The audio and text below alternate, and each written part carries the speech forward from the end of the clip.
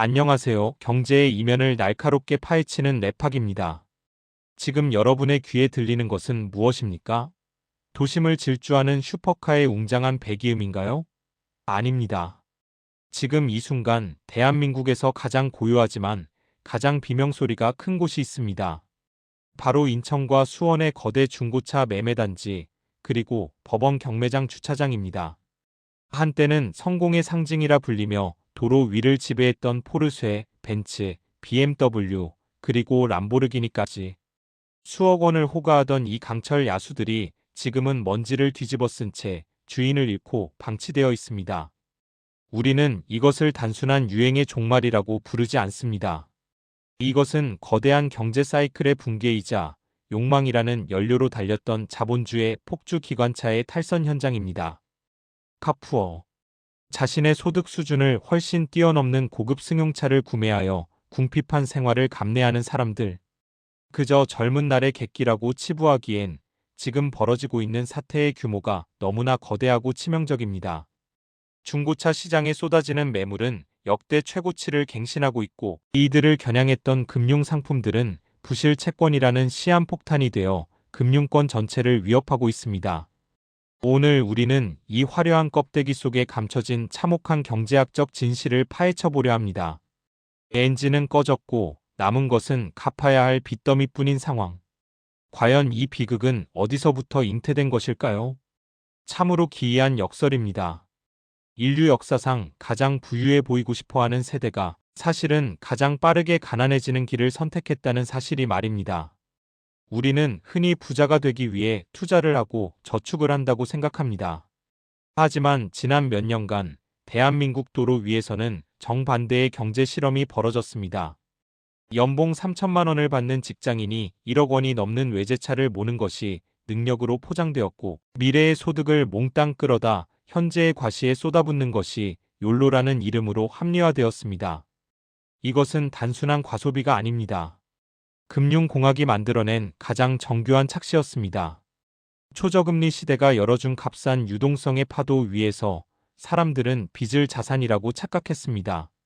자동차는 감가상각이 가장 가파르게 일어나는 소비재임에도 불구하고 마치 가격이 오르는 부동산이나 주식처럼 대우받았습니다. 지금 여기 갓사회에 나온 20대 청년 어씨가 있습니다. 그의 월 실수령액은 250만 원. 하지만 그는 지금 1억 원짜리 독일제 스포츠 세단의 오너입니다. 도대체 이게 어떻게 가능할까요? 여기서 등장하는 것이 바로 전액 할부와 120개월 초장기 할부, 그리고 유예리스라는 금융의 탈을 쓴 덫입니다. 딜러들은 말합니다. 고객님, 월 80만 원이면 충분합니다. 웬만한 국산차 유지비랑 똑같아요. 이 말은 반은 맞고 반은 치명적인 거짓말입니다.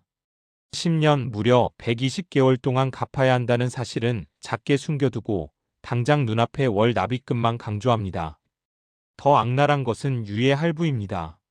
차량 가격의 3,040%를 나중으로 미뤄두고 나머지 금액에 대해서만 이자를 내게 합니다. 당장은 몇십만 원으로 슈퍼카를 타는 것 같지만 만기가 도래하는 순간 수천만 원의 목돈을 한 번에 갚아야 하는 시한폭탄입니다. 또한 초기 비용이 없다는 무보증 전액 할부는 차량 가격뿐만 아니라 취등록세, 보험료, 심지어 여유자금이라며 주는 현금까지 모두 빚으로 잡힙니다. 1억짜리 차를 샀는데 빚은 1억 2천만 원이 되는 마법. 이 순간부터 어씨는 차를 운전하는 것이 아니라 거대한 빚더미를 끌고 다니는 노예가 된 것입니다. 월급의 3분의 1 아니 절반 이상이 차 할부금으로 빠져나가는 생활. 기름값과 보험료를 내고 나면 편의점 도시락으로 끼니를 때워야 하는 카푸어의 일상이 시작됩니다. 하지만 진짜 지옥은 아직 시작되지 않았습니다. 그들이 간과한 것, 바로 세상에서 가장 무서운 숫자가 움직이기 시작했기 때문입니다. 2022년 미국의 연방준비제도가 기준금리를 공격적으로 인상하면서 전 세계의 유동성 파티는 끝났습니다. 그리고 그 충격파는 대한민국의 카푸어들에게 쓰나미처럼 덮쳐왔습니다. 대부분의 자동차 할부 상품, 특히 캐피탈사의 대출 상품들은 변동금리이거나 짧은 주기로 갱신되는 구조를 가지고 있었습니다. 혹은 계약 당시엔 저금리 프로모션이었지만 리스 승계나 대환 대출을 하려는 순간 마주하는 금리는 그야말로 살인적이었습니다. 23%대였던 할부 금리가 순식간에 10%, 신용도가 낮은 경우 법정 최고 금리에 육박하는 19%대까지 치솟았습니다. 5월 80만 원이던 납입금이 150만 원, 200만 원으로 불어나는 것은 순식간이었습니다. 소득은 그대로인데 나가야 할 돈은 2배가 되었습니다. 이제 차는 자부심이 아니라 매달 통장을 갉아먹는 괴물이 되었습니다.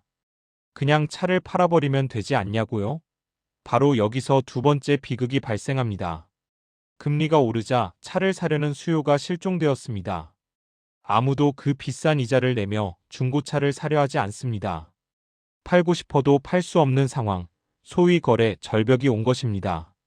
매달 갚아야 할 이자를 감당하지 못해 카드론을 쓰고 리볼빙을 돌리며 돌려막기를 시작합니다.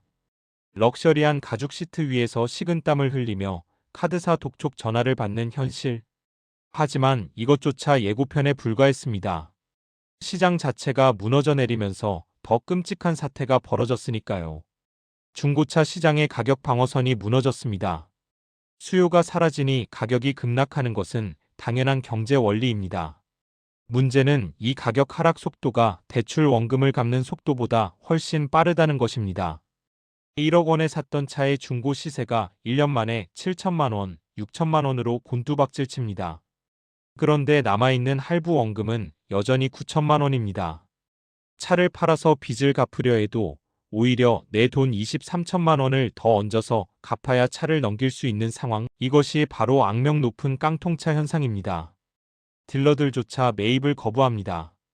손님, 이 차 가져오면 저희도 재고 금융이자 감당 못해서 망해요. 라는 답변만 돌아옵니다.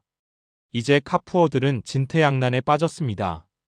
탈 수도 없고 팔 수도 없습니다. 주차장에 세워만 둬도 보험료, 세금, 그리고 막대한 할부 이자가 나갑니다. 일부는 울며 겨자 먹기로 리스 승계를 알아봅니다. 지원금 500만 원 드립니다. 1000만 원 드립니다 하며 제발 내 빚을 가져가 달라고 애원하지만 시장은 냉혹합니다.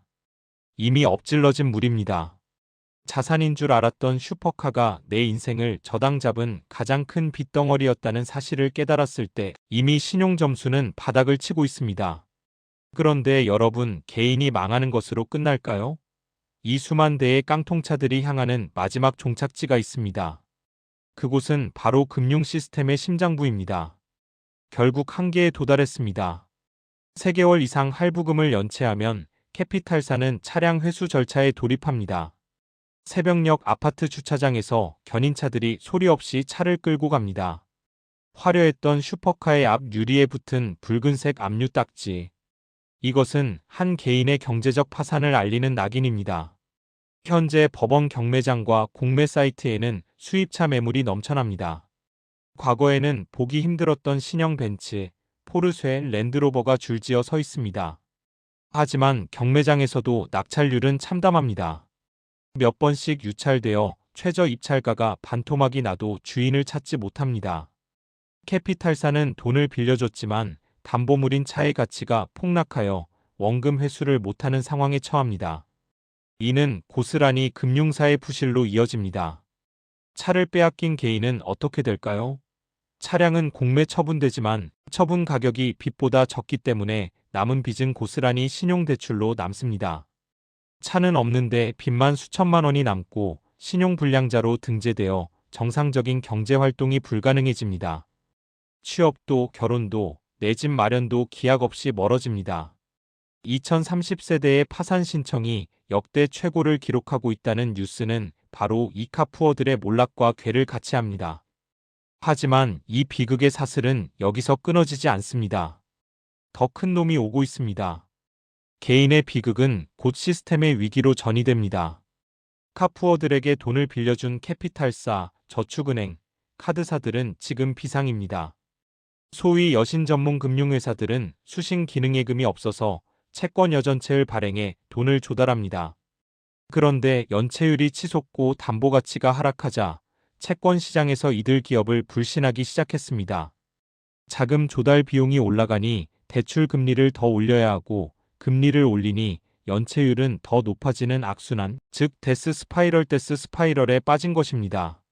만약 중소형 캐피탈사가 하나라도 무너진다면 그것은 제2금융권 전체의 뱅크런 대규모 인출 사태 공포로 이어질 수 있습니다. 이는 자동차 시장과 무관한 성실하게 사업을 운영하는 중소기업과 서민들의 대출길까지 막아버리는 돈맥 경화를 불러옵니다.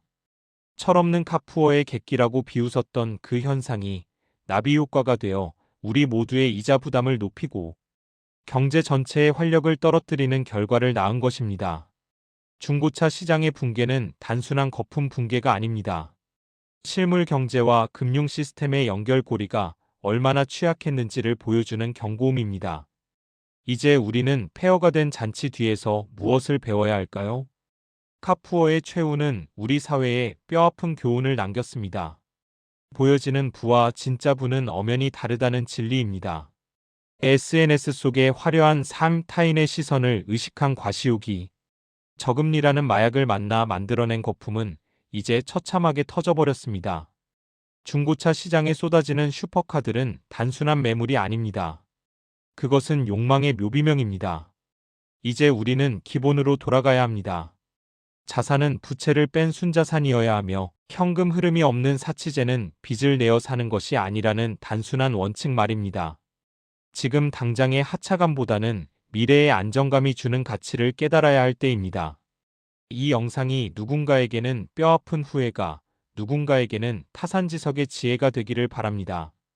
경제적 자유는 남에게 보여주기 위한 거칠애에서 오는 것이 아니라 스스로를 지킬 수 있는 단단한 통장 잔고와 금융 지식에서 시작된다는 사실을 잊지 마십시오. 오늘 영상이 유익하셨다면 구독과 좋아요를 눌러주세요. LABPARK는 더 깊이 있는 경제 이야기로 다시 찾아오겠습니다. 감사합니다.